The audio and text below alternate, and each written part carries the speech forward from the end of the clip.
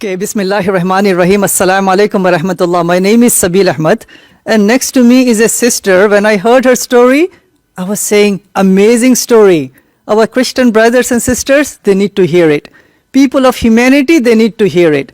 I want her to introduce herself and mention her profound story, inshallah. My name is Daisy, and I grew up in a Catholic family.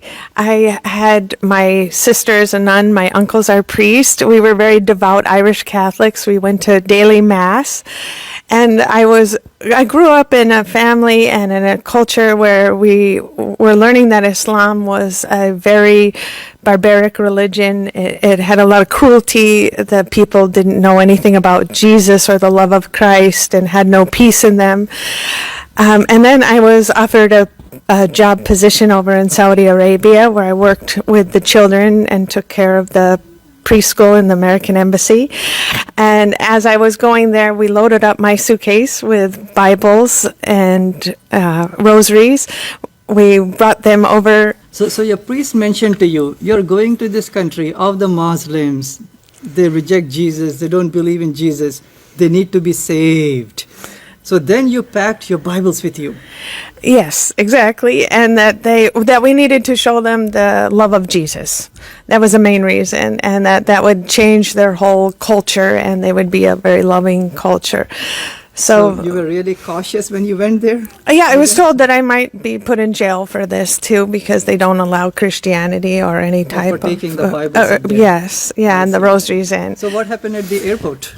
Well, they asked if they could keep the suitcase full of Bibles, and told me to come back the next day. They just needed to make sure they were Bibles. And so the next day I thought I probably wouldn't get them, went back to the airport, and they gave me the suitcase with all the Bibles and the rosaries. So your intention when you went to Saudi Arabia was to meet the Muslims and to share the message of Jesus with them. Jesus being what, Lord and Savior? Yes, exactly. That was my whole plan. It was like a missionary work at the same time. And when I got over there, I started telling them, I thought I'll teach them about Jesus, and I started sharing the miracles of Jesus with them. And then they said, what about this miracle? What about when Jesus was a baby and he protected his mother's honor and talked as an infant? So the Muslims mentioned to you that there are miracles in the Quran, right? And they showed you from the Quran, I guess. Yes, and they showed me more miracles than what I had learned. So I thought maybe I missed it somehow, and I even called my family in America and said, was I asleep during church or something? Because I missed a massive miracle, a miracle that was, very great. And then I also was told about a bird made out of clay, and Jesus blew life into him. And I said, was the bird dead? And they said, no, there wasn't even a bird. It wasn't even dead. It was nothing, and it became life. And so I was learning more miracles than I had learned as a Christian for Jesus that I went to teach them about. They ended up teaching me more about Jesus than what I had learned being a Christian. And that's kind of where a lot of my interest sparked, because I thought, wait. And then we went on about Mary, too, because I thought they don't know that she's a virgin and this pure woman, and they treat women terrible. And what I found was that they had a whole chapter in the Quran on Mary, and when I heard it, and it was translated to me, all I could do was cry. It was the most beautiful surah I've ever heard. Chapter number 19. Yes. Yeah? Yeah. So, you may know it, and our Christian brothers and sisters, they'll be amazed to find out that Mary is the only lady is mentioned by name in the Quran. Right? She's the only one, not the mother of Muhammad, peace be upon him, not his wife or daughter or any believing ladies of that time. Mary, who came 600 years before Muhammad, peace be upon him. She's mentioned 32 times in the Quran. And do you know how many times in the Bible? 0? No, she's mentioned. No, it has to be something, right? She's mentioned 18 times. 18. Oh, okay. And then there is a passage in the Quran, chapter 3, verse number 42, in which God sent an angel to Mary, Mother Mary. And the angel is saying, so this is English, that, oh Mary, God has chosen you. God has purified you, and God has chosen you above all the ladies. So look at the love, the honor, the respect Muslims give to Mary, the mother of Jesus. Right. So these are some of the passages that you may have read.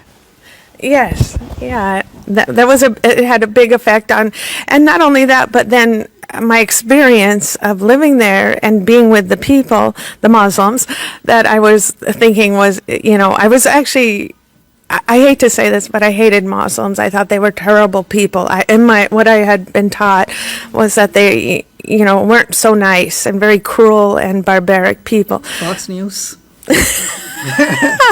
Media had a big part in it, and if but what was happening was I was learning the opposite, and that's what threw me completely, because everything that I was told, the opposite was happening, and it wasn't just one thing, it was over and over. It was the people's hospitality, the generosity, the respect for my religion, how respectful they were to my Christianity. So everything that piled up, it didn't stop. It just kept flowing like that. As you mentioned about Prophet Jesus, peace be upon him, it's important that the miracles of Jesus are mentioned many times in the Quran. And also it's really important for all the viewers to find out that any miracle the Quran speaks about Jesus, peace be upon him, or any prophet, Allah says, God says, it is coming with the permission, with the power of Allah. So Jesus, any miracle that he did, healing the blind, the lepers, the sick, raising people from the dead, or making birds of clay and breathing into them and they fly off. Every single miracle, it was God who was doing that miracle. So it's really important that our focus should be God. The power is God. The Almighty is God. Jesus was a messenger, a prophet. Right? So perhaps that's what you also read in the Quran. Oh, absolutely. Absolutely. Yeah, that was a big part of it. And I think also when I went home, I had to, come back to the church and face the priest and my parents and tell them these miracles, which they still denied or said there's no such thing. But I thought, how could you deny such a beautiful miracle? This is a beautiful thing about Jesus. And I from there, I went to the monks, the Benedictine monks. I actually lived there for a while. Yes, once I came back. I'm sorry. I went to my priest, my parish priest, who sent me because he thought, okay, she must be crazy because she's talking about this guy named Muhammad who is crazy. So they said, I hate to say that. It sounds so bad to say that now, but they thought they told me if today's day and time, if we were to have Muhammad here, we would diagnose him with schizophrenia. And so do you want to follow a schizophrenic? So I would go back and forth with my church. And then finally they sent me to the Benedictine monks at the Prince of Peace Abbey in California. And I stayed there for a while. Actually, 7 years I went back and forth. And finally, one of the priests came to me and said, if you have a call in your heart, it doesn't matter what I tell you, it doesn't matter what the bishop tells you, what the cardinal, even the Pope himself, you need to follow the call from God in your heart. And that's when my journey really began. That's a wonderful advice. Yeah. I'm surprised that they mentioned that. So then perhaps... No, he did. Sure, go ahead. He did say to me after, as soon as he said it, was that he might lose his position in the church for saying that to me. And he said, but because I came to him with that, he had to say it. So then when did you take your Shahada eventually? It took quite a while because what was hard was my family, to come back to the strong Irish Catholic family. And then they're the ones who took me to the priest, who took me to the nun, who said, we're going to take you to a psychiatrist if you don't stop. Really? Yeah, because they thought, and they would say, why do you want to be abused? Why would you follow a religion that is suppress women? And there must be something mentally wrong that you want to be abused when you can be free as a Christian. But I found my true freedom came as a Muslim.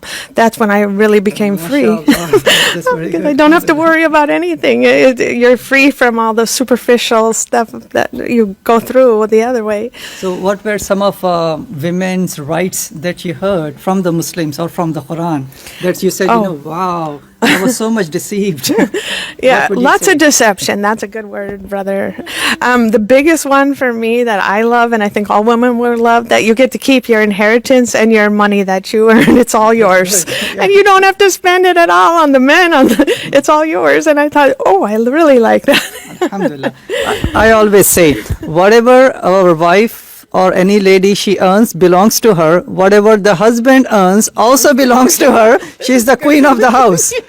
Alhamdulillah, only in Islam, Allah is so merciful, such a wise, guiding, Almighty God. So then what led you towards closer to, reciting the Shahada? Pretty much after the priest said that to me, that was like that was a big thing. The other thing was I thought I could do both. Then at that point, I thought, okay, I'll because they said, I'll keep Jesus and I'll keep Muhammad. They're both great guys, and we'll try to do both. We'll do Christianity and Islam. So I actually had my children in a Bible camp, and the nun said to me, are you still thinking about this guy named Muhammad? And I said, oh yeah, of course. And she said, well, today might be a little tricky because we're going to teach the kids that Jesus is God and God is Jesus. And I said, we can't do that. And she said, no, we have to do that. So at that point, I just took the kids by the hand and got up and said, thank you very much. And I never went back to the church because that's when the light went on. Like, I can't do it. There's something inside of me that I realized, Jesus is the greatest prophet, but he is not God. God is God, and God is one. So that is the main message that also of Jesus, peace be upon him. Fine, he did miracles. He was a mighty prophet. But it's so important for us to know what was the main message of all of these mighty prophets of God. May that be Noah, Abraham, Moses, Jesus, Muhammad, peace be upon them. As the Quran says, and you may have seen that in the Quran, chapter 3, verse number 51, Allah says, Inna Allah Rabbi wa Rabbukum fa'budu. Haza siratam mustaqim. So Isa alayhi salam, Jesus is saying in the Quran, quoted in the Quran by God, that verily Allah is my Lord and your Lord. Worship him alone, that is the straight path. The second two and I learned, we went into a Friday prayer together and just said... Where at? In Saudi Arabia or here? No, here, back here in the U.S. I ended up going to the ICN Mosque and then over to the Orland Park Prayer Center and took my Shahada and learned how to pray and complete Islam with my children at the same time. We did it together, which was a beautiful experience for us, a beautiful experience. What message that you have, especially for the Christian brothers and sisters? Right now they are about to celebrate their Christmas on the 25th of December.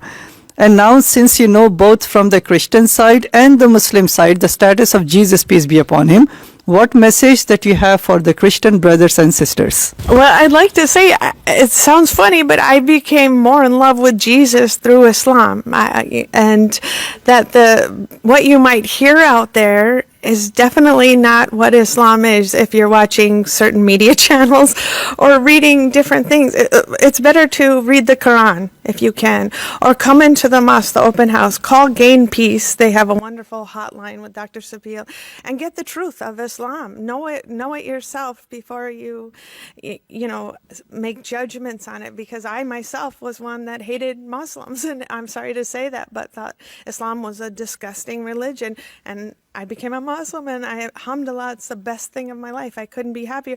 And I love being Catholic. I respect the Catholics. I loved my religion before. So please get the information, the correct information. Make sure you're not getting it from the wrong sources. Get it from the people themselves. The beauty is in the people. Very good, mashallah. So it's really important. You mentioned one comment that I have to give up my Jesus.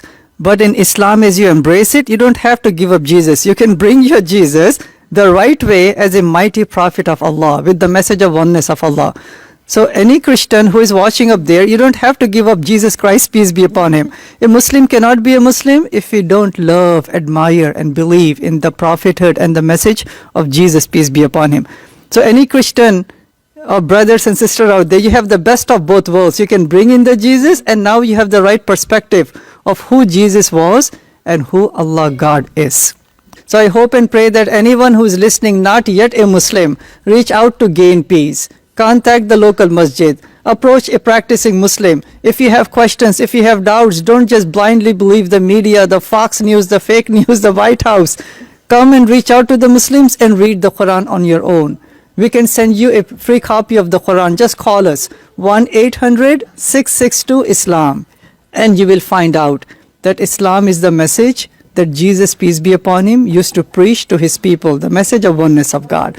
With that, again, welcome to Islam, Sister Daisy, and may Allah preserve you and all of us in Islam. May God help us not only to practice Islam, but to share this wonderful message with all our brothers and sisters in humanity.